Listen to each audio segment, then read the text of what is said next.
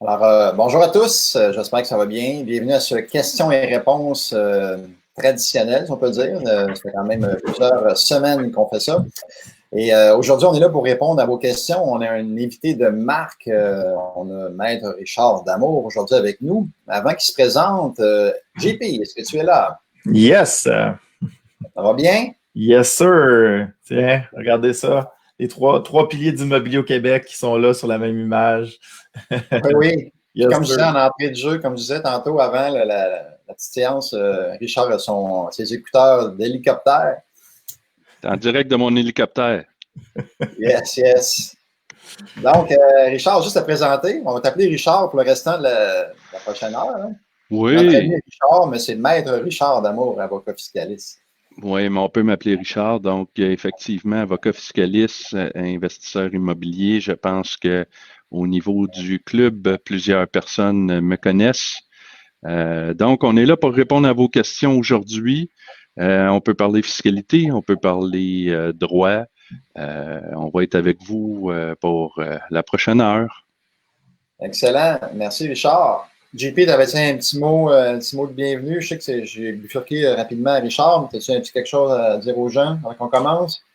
Bon, toujours très content de vous revoir. Comme tu as dit, c'est une tradition. On est rendu content des lundis matins, des lundis midi plutôt. On est heureux. On n'a pas eu de questions sur le club, sur la page du club pour l'instant. Donc, allez-y, soyez généreux dans les questions. Plus vous nous posez de questions, plus on reste avec vous longtemps durant le lunch. Donc, soyez pas gênés. Allez-y dans les commentaires sur le fil Facebook. Et évidemment, si vous trouvez ça intéressant, n'hésitez pas à le partager aussi. On est toujours content d'aider le plus de gens possible. De retour à toi, Yvan.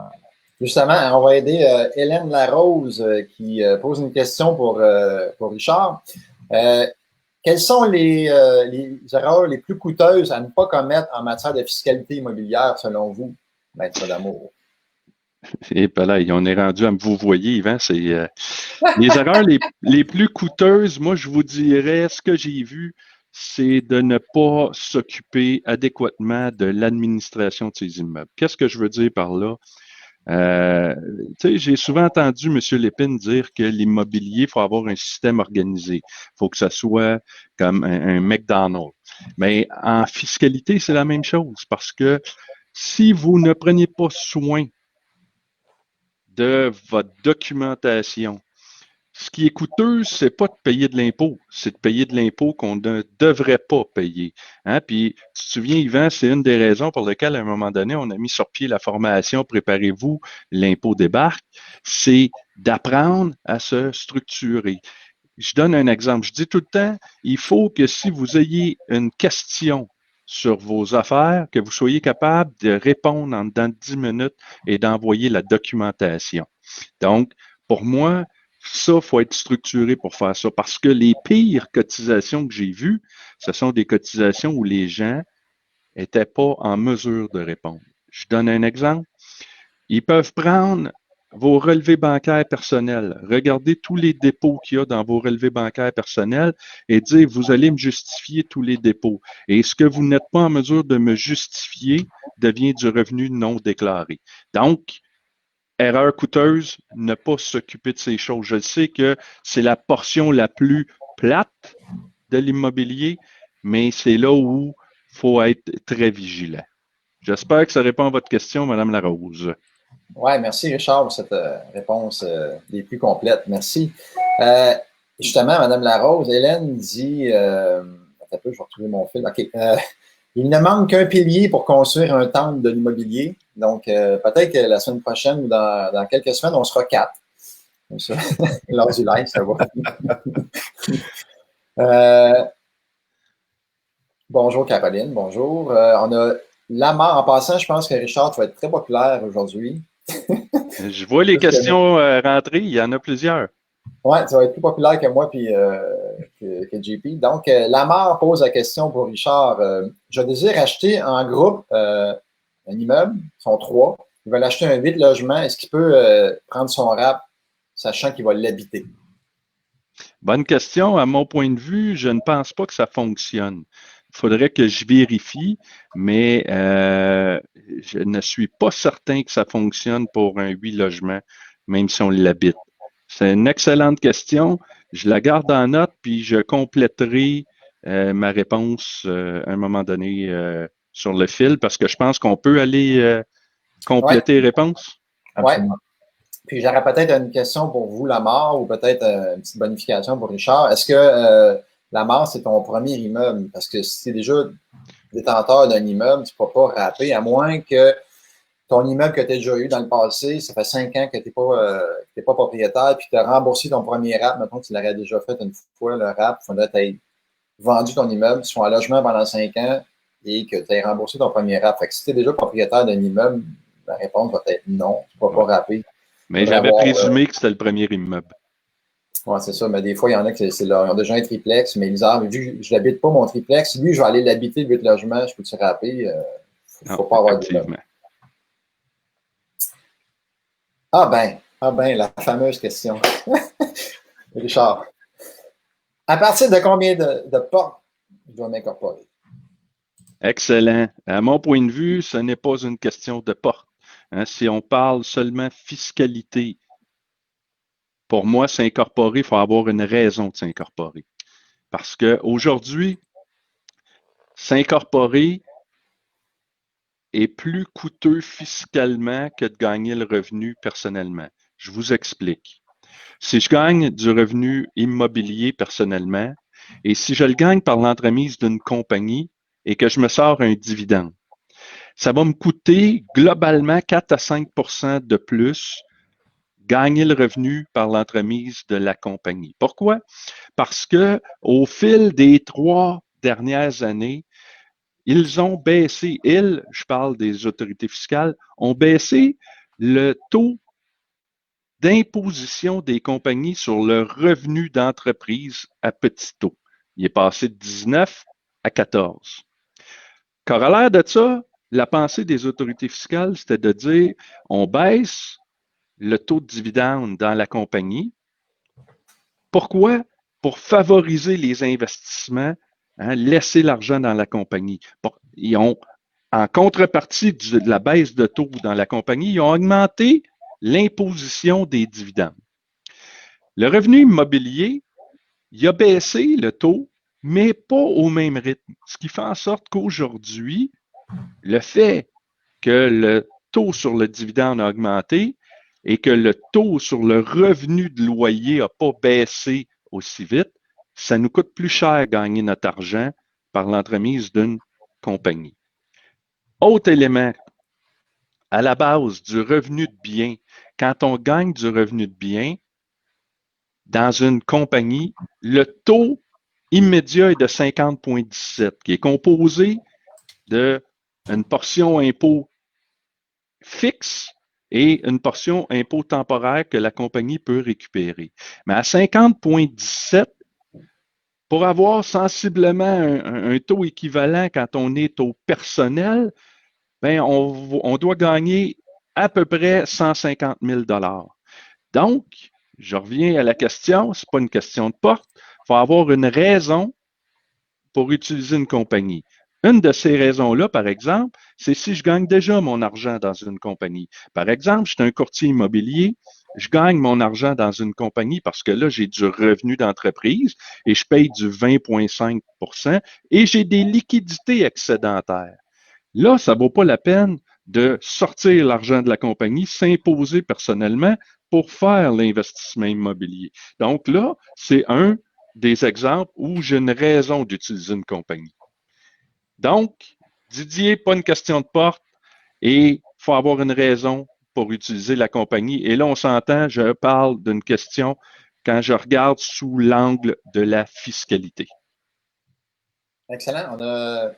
On a Patrice Eugène qui pose une question encore pour Richard et ça tombe bien, on va parler de commercial et on a un nouveau fast track qui s'en vient là, le 7 novembre. On lance un nouveau cours, c'est 5 cours sur le commercial, donc c'est unique au Québec en tant qu'investisseur. On n'a pas vraiment accès à des cours commerciaux, donc le club innove encore une fois.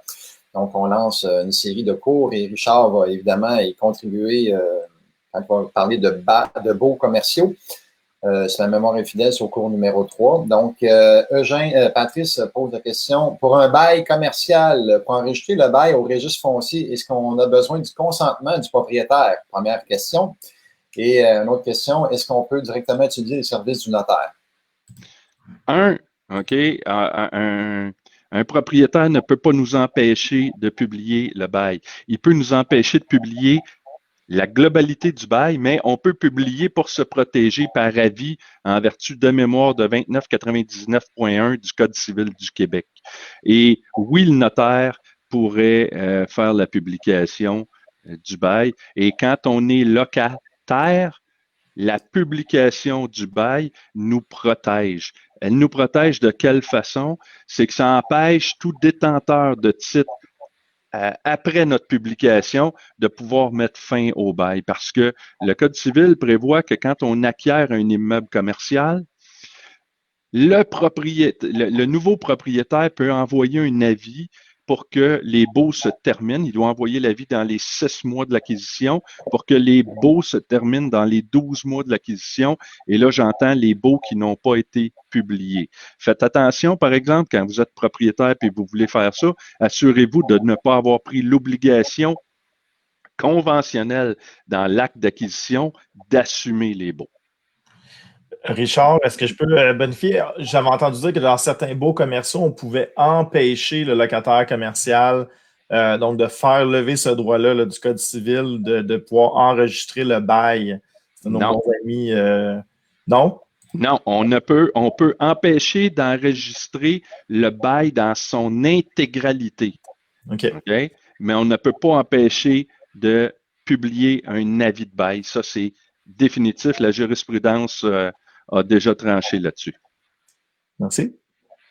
Merci, JP. Justement, j'allais à toi, je m'en allais à toi en disant, tu as des immeubles semi-commerciaux, tu as eu des expériences là-dessus, fait que c'est bon. Tu as intervenu. Good. Parce que JP, gêne-toi pas, hein?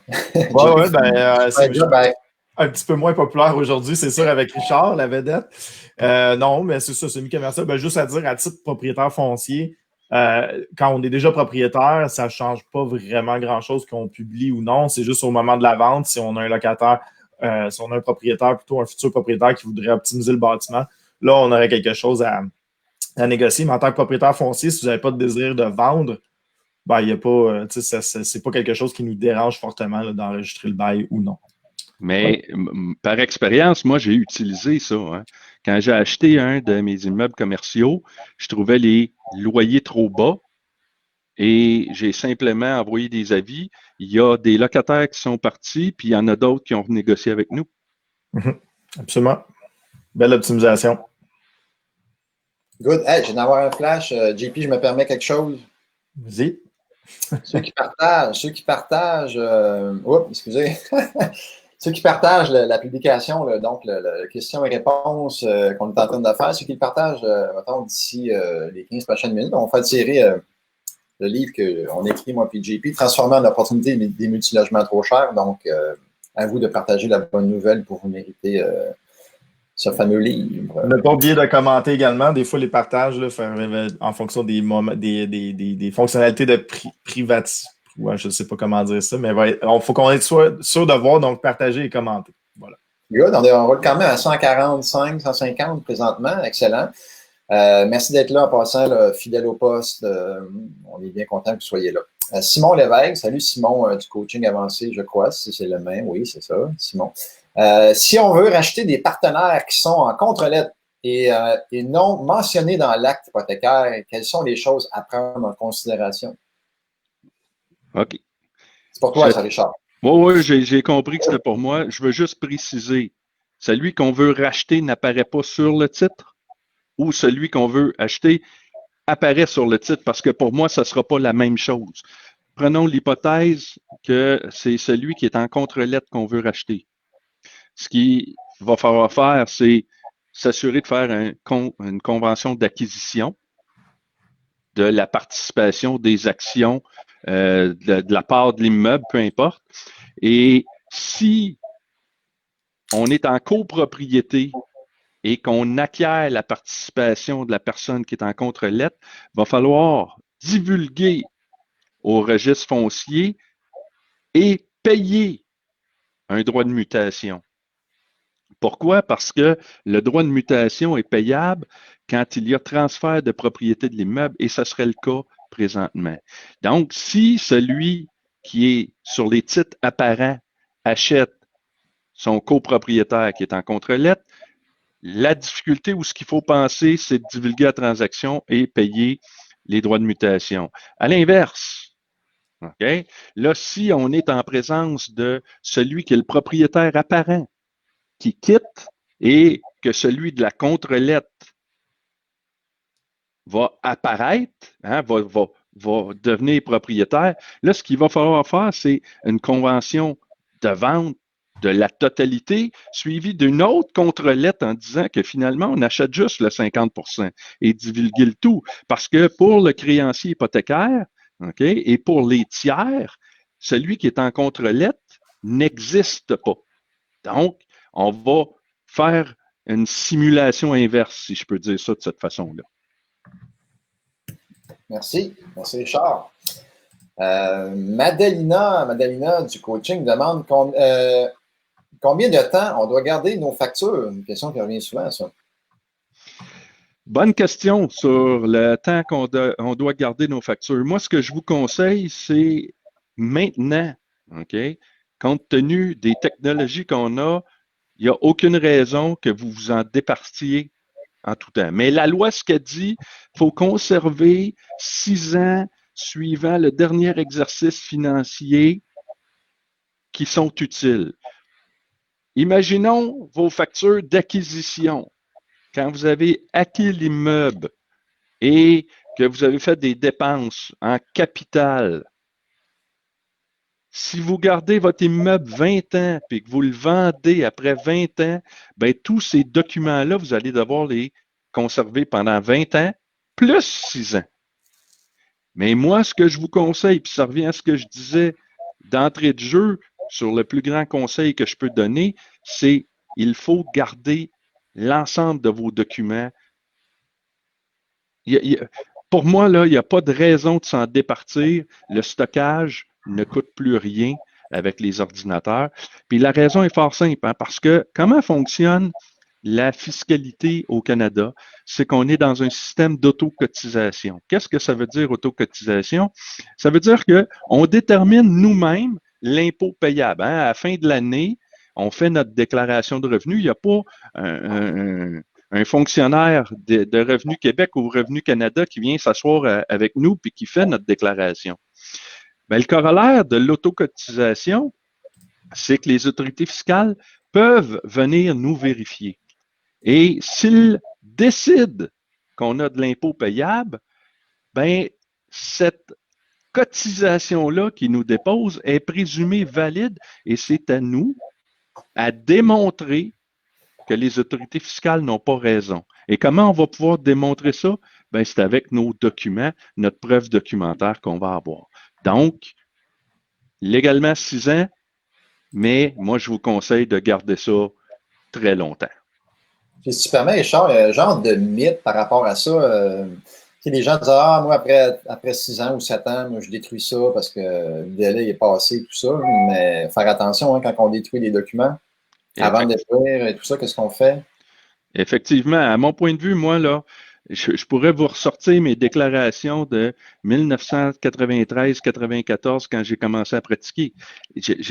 Pour moi, il faut conserver notre documentation parce que c'est vrai qu'après 6 ans, on n'en a plus besoin, mais j'ai vu des cas, moi, où les autorités fiscales ont décidé de dire qu'il y avait non-déclaration de certains revenus, puis ils revenaient 10 ans en arrière.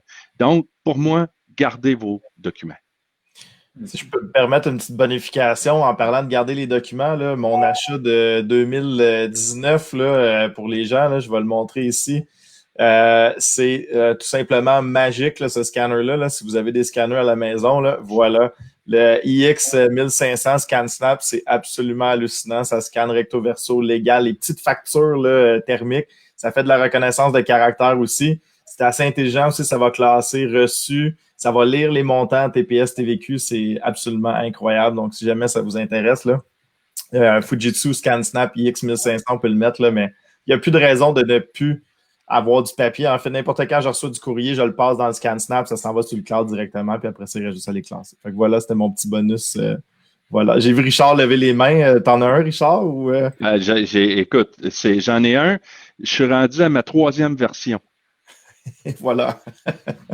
Gardez en tête, les amis, que, tu sais, là, tu sais, Jean-Philippe, il roule en Tesla, tu sais, t'es habitué d'avoir des chars de luxe et tout ça, mais il y en a un moins cher, un ScanSnap à genre 300 $. Là. Lui, il y a la Cadillac, là, il y a la Ferrari là, qui vous montre à l'écran à 600 $, mais on peut l'avoir un petit peu moins cher, puis il va quand même faire la job pour ceux qui ont un petit peu moins de budget. Là. Voilà. C'est bon. Mais c'est tout ça pour dire qu'on scanne tout. Voilà. À toi, Yvan. En passant, j'ai eu la chance d'essayer la Tesla à JP, assez impressionnant, là, comme véhicule, là, pour l'accélération, entre autres. Ouais. On a du plaisir, on a du plaisir. C'est le fun, c'est le fun. Les voitures électriques, ça a toute une accélération. Oui, puis Go Gadget, c'était vraiment bon aussi. Ouais. Marc-André Lachance, bonjour. Quel logiciel utilisez-vous pour faire la gestion de vos Plex? Je vais donner un petit break à Richard. Bon, évidemment, le fameux Excel fait quand même la job. Là. À l'époque, on avait une 60aine de portes à Sorel, puis c'était tout fait sur Excel. Il y a des gens qui gèrent plusieurs centaines de portes encore avec Excel, qui ont bâti, customisé pour leurs propres besoins. Sinon, il existe de Magex, donc Proprio Expert de Magex, qui est un bon logiciel aussi de gestion. Il existe également OPEM, qui ont un logiciel de gestion immobilière, un petit peu plus dispendieux, mais quand même, pour faire la job. Et aussi Sign Manager, qui existe. Je ne sais pas s'ils ont eu des petits problèmes à un moment donné techniques. Je ne sais pas si c'est réglé, là, mais je pense qu'ils sont revenus en fonction. Un autre logiciel qui peut vous aider. Donc voilà, je ne sais pas, JP, si tu avais quelque chose à ajouter là-dessus, qui ne gère pas ses immeubles. Exactement ce que j'allais rajouter. Je ne gère pas mes immeubles, donc je suis un mauvais conseil pour ça. Mais tu sais, Proprio Expert, je pense que c'est pas mal la norme. Là. On a commencé à l'utiliser un peu de notre côté. Je sais que mon gestionnaire utilise OPEM de son côté, là, ce qui est évidemment la Cadillac. Là, je vais faire attention maintenant quand je vais dire de quoi je parle. OPEM, évidemment, la Cadillac là, des systèmes de gestion, mais OPEM, puis de notre côté, on fait un tout petit peu de gestion interne avec Sandra. Elle a commencé à utiliser Proprio Expert là, de son côté. Voilà. Et on salue la conjointe à Richard, Mélanie, je ne sais pas si ça nous écoute, mais qui fait la gestion de nos immeubles. Donc, dans le fond, c'est Mélanie qui s'occupe des logiciels, mais on te salue. Merci beaucoup. As-tu un petit mot pour elle, Richard? Je vais me garder une petite gêne. OK, Kevin, dans quel cycle de l'immobilier résidentiel suggérez-vous que nous sommes à Montréal, à Québec, à Sherbrooke? JP. Oh my God! Ah, c'est la question qui tue. Mais tu sais, ça, c'est des questions d'économie. Hein. C'est difficile à dire, mais écoute, je te dirais que l'immobilier. Ce qu'il faut regarder, moi, ce que je regarde au Québec, l'immobilier au Québec, que ce soit à Montréal, Sherbrooke ou autre, c'est qu'on est encore sous-évalué par rapport au reste du Canada. Okay? Donc là, on va vraiment le macroéconomique. On est encore sous-évalué par rapport au reste du Canada. Donc, il y a énormément de potentiel encore au Québec. Et de plus en plus, le Québec, il y a une barrière linguistique aussi qui commence à tomber. On a un petit peu moins d'instabilité politique également au pays. Donc, il commence à avoir des investissements étrangers, puis ça l'a passé un peu inaperçu l'an passé, mais c'est la première fois de l'histoire que le Québec a reçu d'une agence de notation une cote de crédit plus élevée que celle de l'Ontario. Donc, on est A+, je ne me souviens plus exactement quoi, là, mais on a surpassé l'Ontario. Donc, on a plus de potentiel, puis c'est plus sécuritaire d'investir au Québec que ça l'est en Ontario. Donc, pour moi, c'est sûr qu'il y a encore énormément de potentiel. On a eu peur dans la crise de 2008, on a passé relativement bien au travers. Dans le COVID, on se croise les doigts, c'est pas fini, mais on s'en est quand même bien sorti. Le marché immobilier est quand même en bon essor. Donc, moi, je dis tant qu'il y a du potentiel à Montréal et tant qu'on n'aura pas rattrapé ce retard-là, Montréal, Québec ou autre, tant qu'on n'aura pas rattrapé ce retard-là et tant qu'il va y avoir de l'immigration qui va rentrer au pays, hein, un couple immigrant ou un immigrant qui rentre au pays, il y a besoin d'un toit. Donc, c'est automatique. Tant qu'on a une immigration qui rentre et on a une pression sur les logements puis qu'il y a un potentiel à Montréal, ça va continuer. Montréal, je parle toujours de Montréal parce que c'est mon secteur d'investissement, mais le Québec en général va continuer de progresser. Donc, moi, je pense qu'on est dans une belle pente jusqu'à temps qu'on retrouve le rattrapage qu'on avait à faire par rapport au reste. C'est mon avis personnel. Je ne suis pas économiste. Je te donne juste un avis personnel sur la macroéconomie. Je ne sais pas si, messieurs, vous voulez rajouter quelque chose. Richard, un grain de sel. Ben, moi, ce que je te dirais, si on parle d'immobilier commercial, ce que je suis en train de voir de par ma profession, c'est des petits commerces qui vont tomber. Hein? On parle de coiffeurs, restaurants, nettoyeurs, esthéticiennes, des choses comme ça. Ça risque d'avoir la COVID peut avoir un impact là-dessus, puis on risque d'avoir ça à l'automne puis ce printemps. Absolument. D'après moi, on n'est pas dans un creux. Là. Oui, on est dans le haut d'un cycle, mais est-ce que ça va continuer à monter ou on va redescendre? Très difficile à dire, mais décidément, on n'est pas dans un creux, là, ça c'est sûr. On est dans un boom, oui, on est dans un boom, ça monte. Oui, on récupère, comme tantôt JP disait, là, mais très dur de savoir si ça va monter ou descendre dans le futur. Chris, question pour Richard. Comment organiser une incorporation pour investir dans l'immobilier? Donc, dans un premier temps, comme je disais tantôt, faut déterminer si oui ou non c'est le meilleur véhicule, la corporation pour investir dans un premier temps. Ensuite de ça, il y a plusieurs façons d'organiser. Puis là, je ne sais pas quel type d'investissement vous voulez faire. Est-ce qu'il y a des partenaires financiers? Est-ce que c'est une question d'optimisation? Il y a plusieurs éléments à regarder. Je vous donne un exemple. Si on parle d'optimisation et qu'on a deux partenaires, un financier puis un qui est plus le promoteur du projet, et que ces deux-là, après examen, on dit qu'ils doivent acheter dans une compagnie. Il va m'arriver, au lieu que ces deux-là créent une compagnie ensemble puis qu'ils détiennent les actions de la compagnie, je vais probablement privilégier qu'ils détiennent les deux compagnies en copropriété l'immeuble. Et ça, pourquoi? Parce que si on parle d'une question d'optimisation et que avec un financement conventionnel, les gens vont être capables de retirer leur bille et plus, ben le et plus va être plus simple à sortir si on est en copropriété parce que sinon on va être pogné avec des règles qui vont faire en sorte qu'il va y avoir une taxation pour la sortie excédentaire des fonds investis.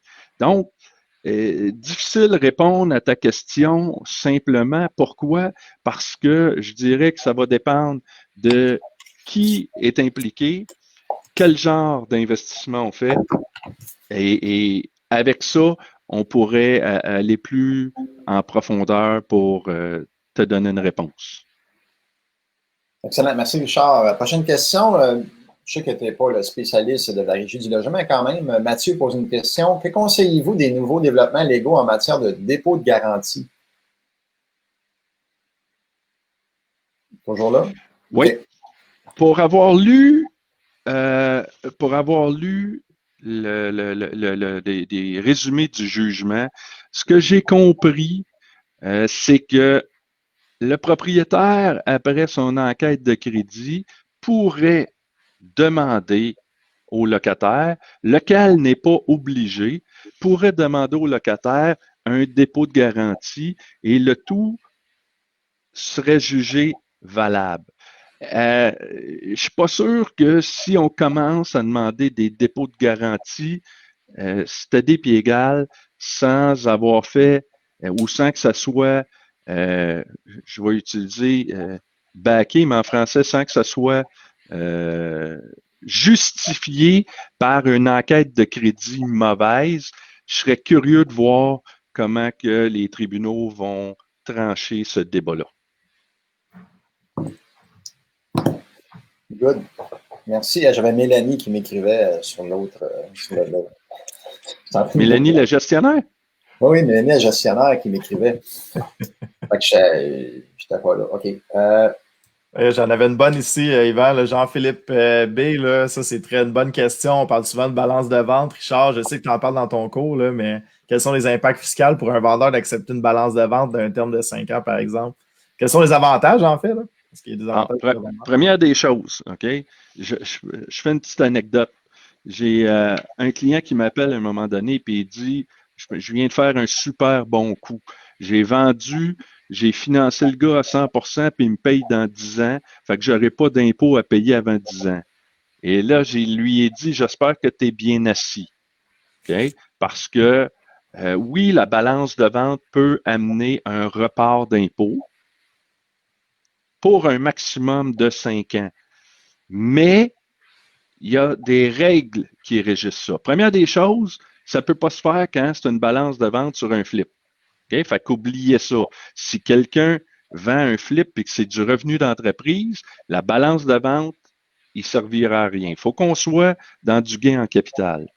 Et là, on va avoir le droit d'étaler une portion du gain, mais ce n'est pas parce que j'ai 100 000 qui ne m'a pas été payé que je vais pouvoir prendre une réserve de 100 000 et d'imposer le 100 000 seulement lorsqu'il va m'être payé.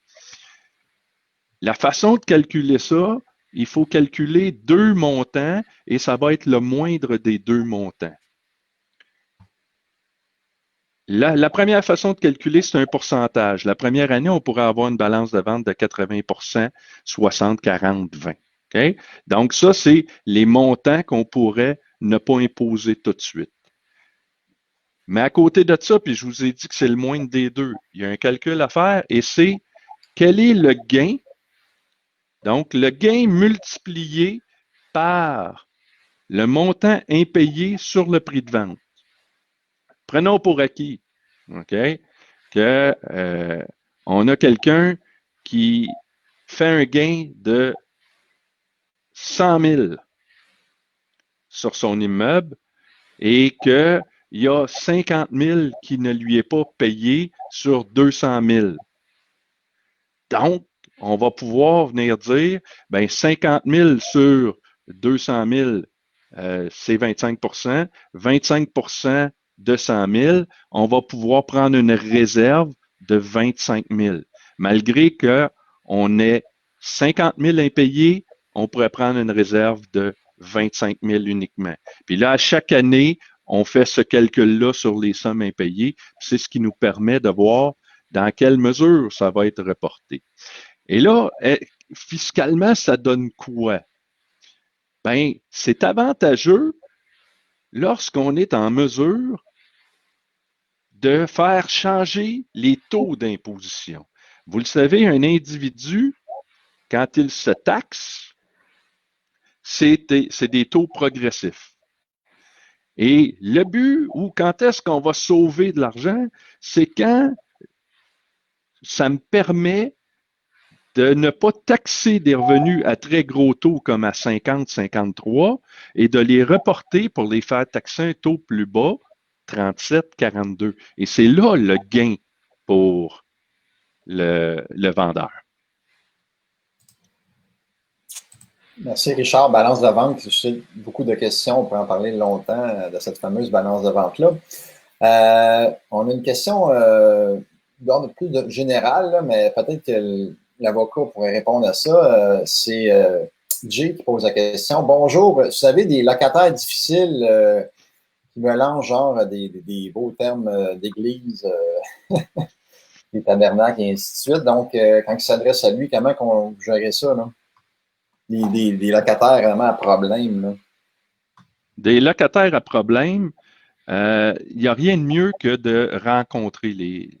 Moi, je suis de cette philosophie-là, de rencontrer les gens et de mettre les choses carte sur table. Parce que moi, ça m'arrive d'en avoir des locataires difficiles et je leur demande 2 choses.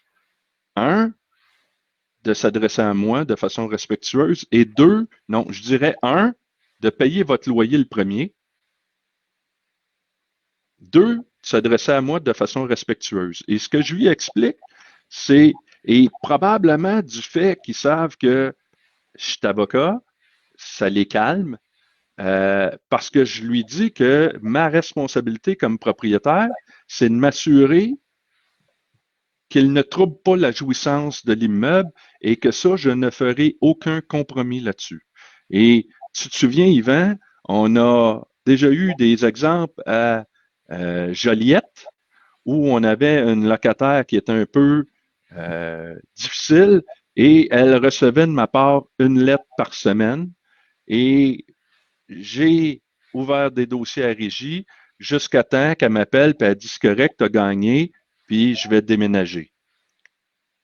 Il n'y a pas de solution miracle, mais moi, c'est certainement de m'assurer d'être très dur dans le sens de suivre les gens.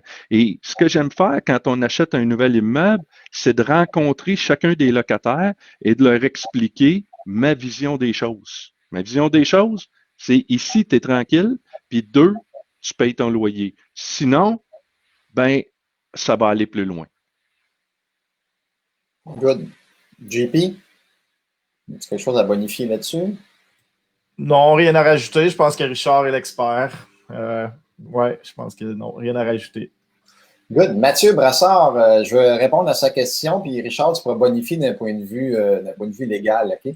Est-ce possible de pouvoir revendre n'importe quel plex en condo indivise? Il faut comprendre, Mathieu, que condo, mettons qu'on prend le terme vraiment techniquement parlant, un condo, c'est divise, ça n'est pas indivise. Donc, un condo, c'est une unité qui a son propre cadastre. Je prends un exemple pour bien l'expliquer. Donc, on a un immeuble en de 6 unités, et il va y avoir un cadastre pour le terrain, et les 6 unités vont être sur le terrain en question. Mais quand ça devient un condo, chacune des unités vont avoir leur cadastre. Donc, il va y avoir 6 cadastres pour les 6 unités, un cadastre pour le terrain et des cadastres peut-être pour les aires communes ou les stationnements et ainsi de suite. Donc, c'est un immeuble qui a été divisé. Donc, on l'appelle le condo divise. Mais quand on parle de condo indivise, c'est pas tout à fait le bon terme. Indivise, c'est l'immeuble n'a pas été divisé en tant que tel, il n'a pas été cadastré. Donc, on peut vendre une portion de notre immeuble sans problème. Il n'y a pas vraiment de règles là-dessus. Je peux vendre 50% de mon immeuble. Donc, on devient 2 indivisaires. Et ce n'est pas des condos. Fait qu'on est propriétaire à 50-50 de l'ensemble de l'immeuble des 6 unités en question dans mon exemple. Donc, Richard, je ne sais pas si tu peux bonifier là-dessus. Yes, moi je pense que ce que Mathieu veut parler, c'est plus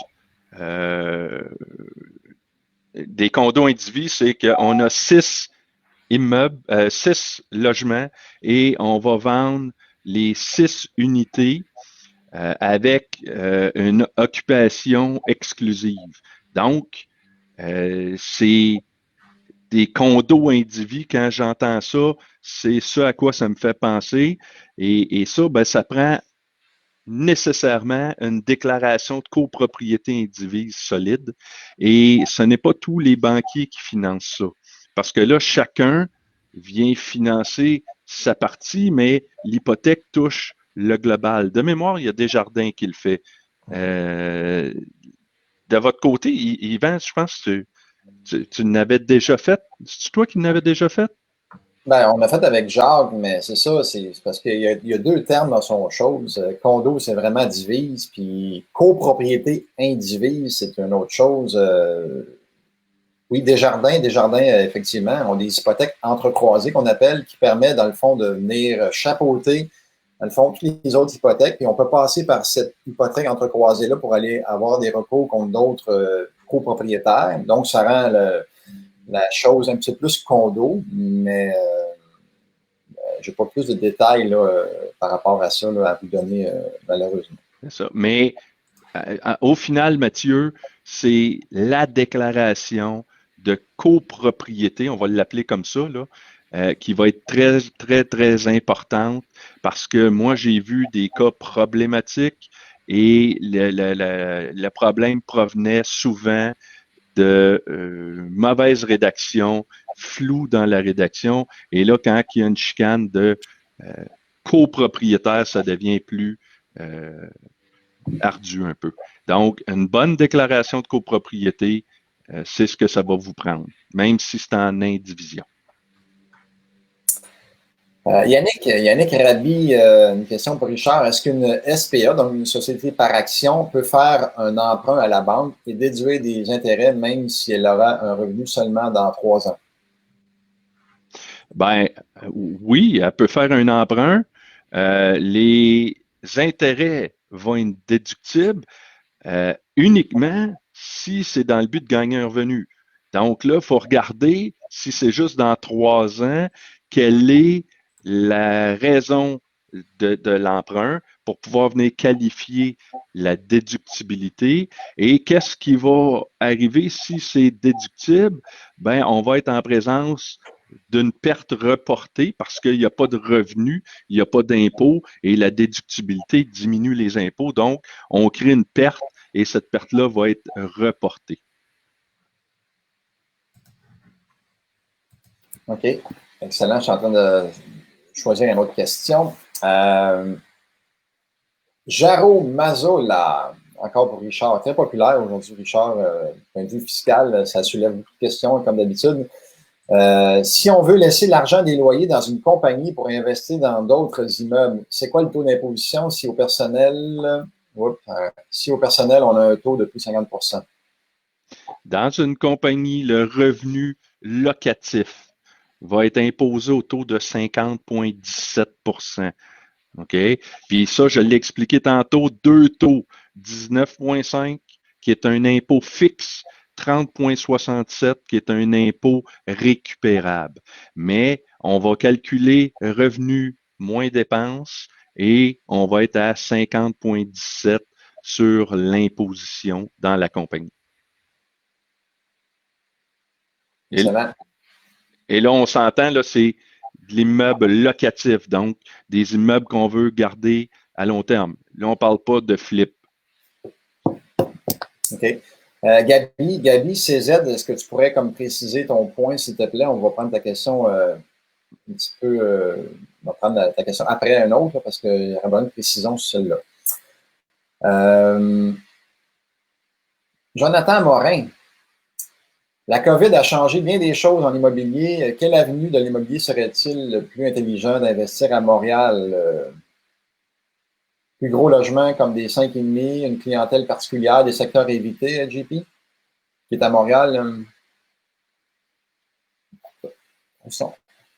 Voilà. Pendant que je faisais la régie, je m'étais mis sur mute. Voilà. Donc, non, est-ce qu'il y a un secteur? Ben, on parle vraiment de secteur, mettons, résidentiel ou commercial, comme, mettons, si on y va plus large, là, peut-être que la question résidentielle, moi, je trouve que c'est le meilleur investissement en ce moment. Commercial, comme l'avait dit Richard, il va y avoir du chamboulement, il y a Internet qui prend une place de plus en plus importante, donc les commerces de détail, ça va être vraiment difficile. Donc, le commercial, c'est une chose. Ensuite, en taille et en région, moi, j'ai toujours dit, tu sais, il peut y avoir des bons deals dans des mauvais secteurs, puis des mauvais deals dans des bons secteurs. Fait que ça dépend toujours quel secteur tu veux investir. Essaie de garder proche de chez toi. Là, c'est encore là, il va général. Essaie de garder proche de chez toi, c'est quand même important. Sinon, un 6 unités ou un 24 unités, ça dépend de ta mise de fonds, ça dépend de ton expérience aussi. Tu sais, si tu vas acheter un 24 unités, ben, ça prend une plus grosse mise de fonds. Donc, il faut évidemment avoir des partenaires derrière. Un 5 logements ou un 6 logements, bon, on a besoin d'un petit peu moins de mise de fonds. Puis ça peut être un bon départ. Tu sais, avaler une bouchée de 24 logements tout d'un coup, des fois, c'est pas toujours facile à avaler là, quand on commence. Donc, peut-être commencer par du plus petit. Voilà. Puis après ça, ben, quand tu grossiras, c'est sûr que les personnes qui ont un plus gros parc vont s'attarder à peut-être des plus gros logements parce que c'est un petit peu moins de travail. Par exemple, on est en train d'acheter un parc de 38 unités en ce moment à Montréal. 38 unités, mais divisé en 7 bâtiments différents. Donc, je peux vous dire, c'est beaucoup de travail là, à tout gérer ça, toute cette paperasse-là, versus si on achèterait, par exemple, un bloc de 38 unités qui serait évidemment beaucoup plus facile à gérer. Donc, voilà, je pense que c'était assez générique. Là. Je pense qu'on a répondu à la question, Yvan, là, à moins que tu veuilles ajouter quelque chose. Non, c'est bon, c'est bon. Déjà, quasiment moins 10. On se dirige vers la fin de ce question et réponse. Fort intéressant. On a Gabi qui a précisé sa question, et c'est ça que je pensais tantôt quand je l'ai lu, mais je voulais être sûr, c'est qu'il paye comptant pour son terrain. Il veut savoir quelles conditions mettre dans l'offre d'achat pour se protéger. Évidemment, tu ne pourras pas mettre d'inspection, Gabi. Inspecter un terrain, mettons, ça se fait pas, mais tu pourrais quand même mettre une clause qui te permet de vérifier la faisabilité de ton projet à la municipalité.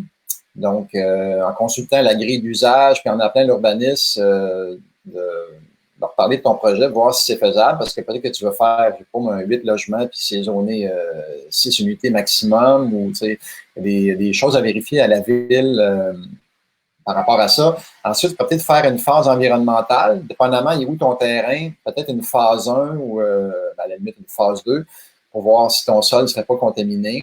Peut-être tu pourrais avoir une condition aussi de capacité portante des sols. Tu es peut-être dans des endroits, tu sais, un ancien dépotoir ou des zones humides aussi, donc que ça soit construisible, ouais, d'un point de vue capacité portante des sols. T'assurer que c'est conforme à l'environnement aussi, parce que tu as peut-être des petites grenouilles sur ton terrain dans un petit marais, puis là, ça va empêcher ton projet de fonctionner. Sinon, c'est ce qui me vient à l'esprit. Peut-être, Richard, aurait des points à ajouter là-dessus. Moi, je pense que tu as fait pas mal le tour. Hein? Environnement, ça, c'est certain. Ensuite de ça, les tests de capacité portante.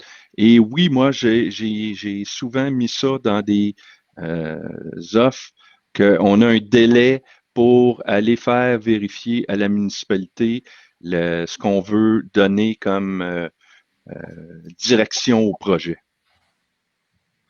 OK. Et ça prend des procurations. Souvent, ça prend des procurations du propriétaire pour être en mesure de faire ça. Good. Souverain Salomon, lorsqu'on achète un multilogement avec différents partenaires, doit-on montrer toujours que la mise de fonds soit sur le compte pendant 90 jours? Richard.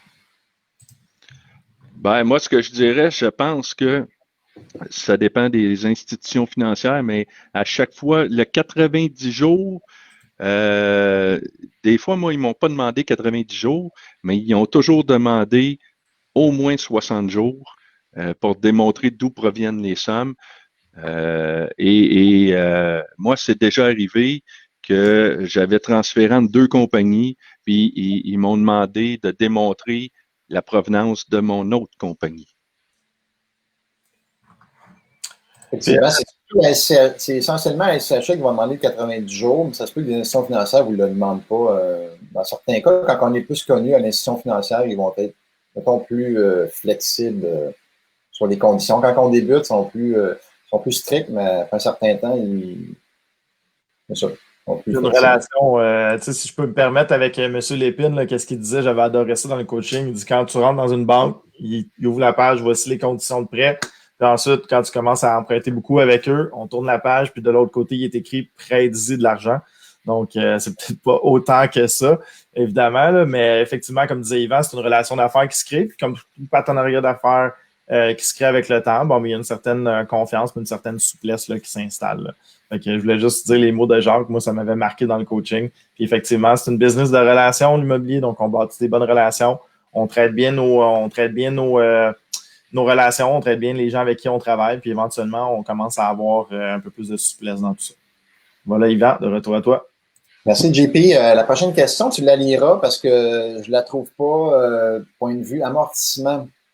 Oui, c'était Gardy. Laisse-moi juste la retrouver ici. C'était Gardy qui disait amortissement d'un immeuble. Je sais que c'est une question classique, là, Yvan. Richard, probablement, doit-on s'incorporer? Première question. Deuxième question, doit-on prendre de l'amortissement?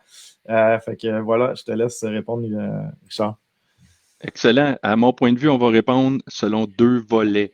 Le premier volet, c'est si je suis dans une compagnie. Hein, ce qu'il faut comprendre, l'amortissement, là, ça me permet, l'amortissement, de réduire mon revenu de l'année. Okay? Et cet amortissement-là, à moins que je vende mon immeuble moins cher que je l'ai payé, ce qui serait assez étonnant, ben, je vais avoir à le repayer à la vente. Donc, j'ai une dépense aujourd'hui et plus tard, je vais m'imposer sur ce montant-là. Ce qu'il faut comprendre, c'est que de l'amortissement, imaginons que j'ai le droit à 20 000 par année, ben, je vais déduire 20 000 de mes revenus à chaque année.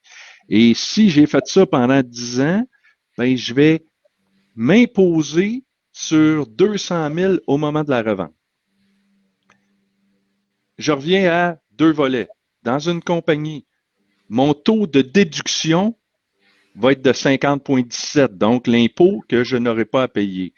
Et mon taux d'inclusion à la vente va être de 50,17 parce qu'on a un taux fixe et il ne varie pas selon le montant qu'on doit payer, le montant de revenus qu'on fait. Donc, dans une compagnie, pour moi, il n'y a aucune raison de ne pas prendre le maximum d'amortissement. Taux d'inclusion, taux de déduction le même. Donc, l'argent gagné aujourd'hui vaut plus que celle demain. Donc, l'impôt que je paye aujourd'hui vaut plus que la même pièce vaut plus aujourd'hui que demain. Donc, on prend de l'amortissement. Là, quand on arrive pour des individus, là, c'est un peu différent le raisonnement. Parce qu'imaginons encore que vous gagnez 60 000 65 000 par année et que vous avez 20 000 de revenus immobiliers que vous pouvez éponger avec le 20 000 d'amortissement. Bien, ce que vous allez sauver